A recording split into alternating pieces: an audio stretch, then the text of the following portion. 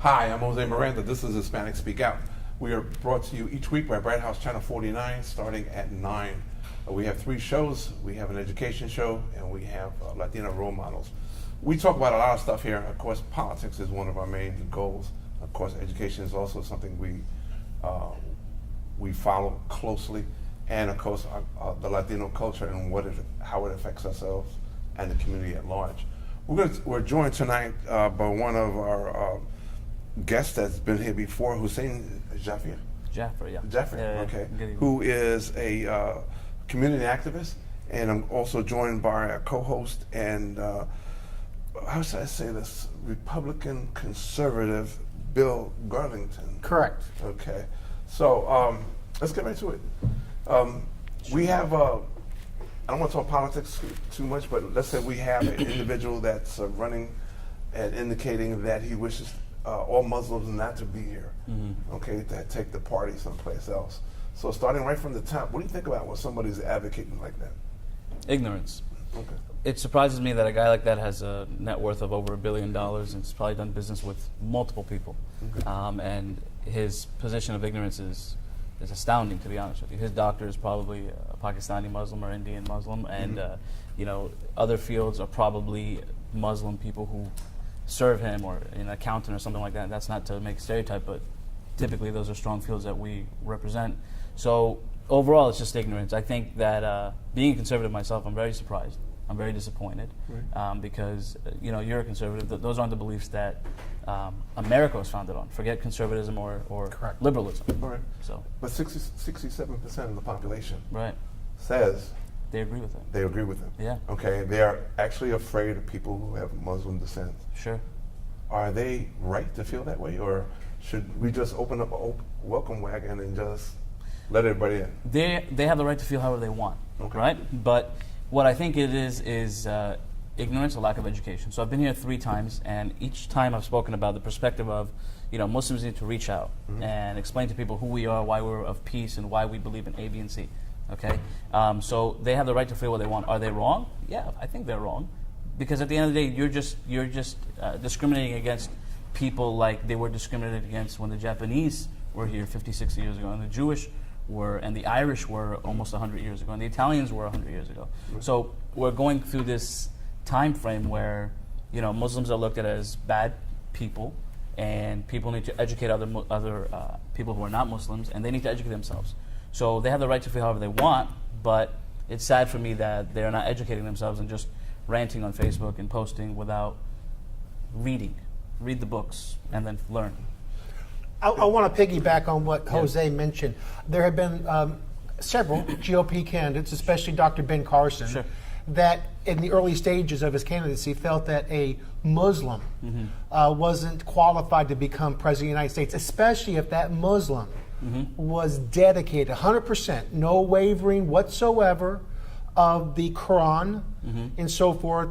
And he backpedaled a little bit by saying, if, like Christians, he wouldn't believe in 100% of a Christian, because the Constitution is really the parchment that our republic has been founded on. Sure. What are your thoughts on Dr. Carson's before and after, and do you think a Muslim could be president of the United States? Yeah, I think anybody could be president. Okay.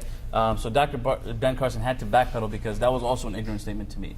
So you've got very dedicated Christian presidents in the past, like Ronald Reagan and George Bush, and people who were publicly dedicated in their religion. Right. Okay. As a Muslim, whether you're full into the Quran or not, that shouldn't stop you from being a president. Because see, what happens is this: there is a misinformation as far as what is Sharia law and what the Quran says. The Quran says, because let's just get down to the nitty gritty.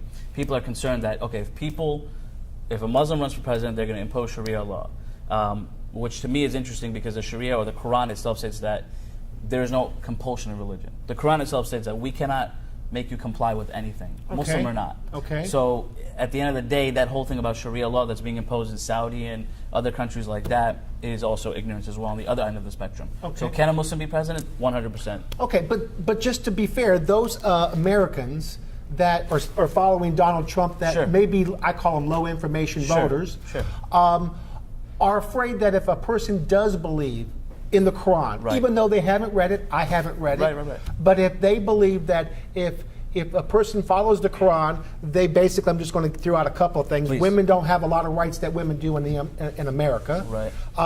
Civil liberties are not as broadened Right. over in that. So to those 67% low information voters, What do I say? yeah, what would you say to ease their pain?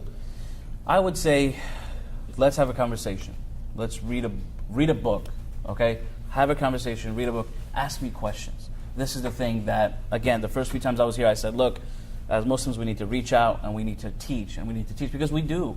You know, part of it is our fault that there is such ignorance, and a lot of is the media. The media, whether right or left-wing media, has perpetrated us to be this bad type of person, okay?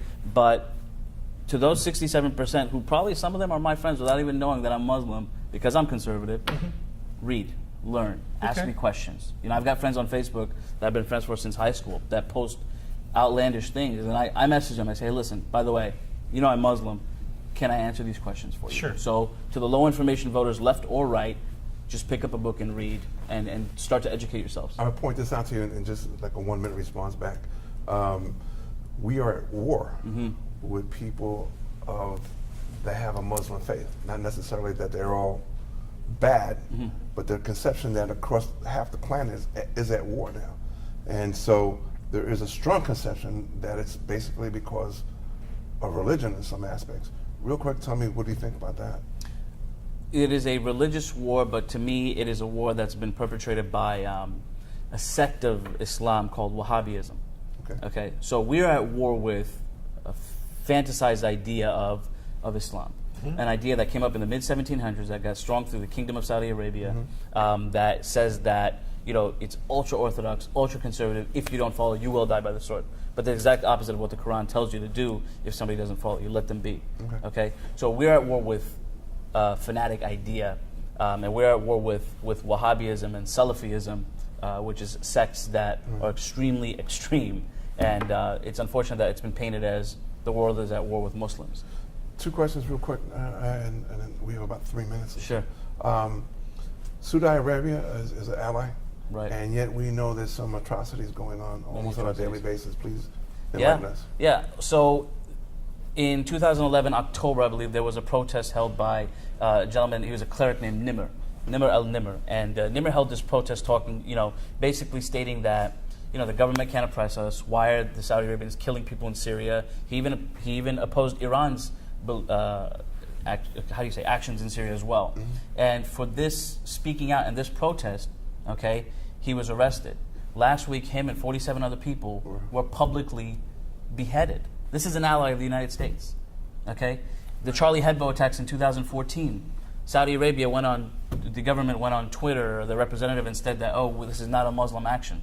The next day, a blogger was lashed publicly 50 times for speaking out against the government. But the U.S. is an ally to Saudi Arabia. So this is not something on Saudi. This is an urge to my fellow friends to, listen, write a note, write a letter to your politicians and tell them, how can we be allies with Saudi when they treat people like that? And they're the head of the UN Human Rights Council. I mean, it's a joke. Well, just to parlay that, and I understand that, we are allies with a lot of people that aren't our friends. Right. We give billions of dollars every year out of our coffers to people that just spit in our face. Agreed. You know, Agreed. Iran is a perfect example with this Iranian deal that was signed many months ago. Right.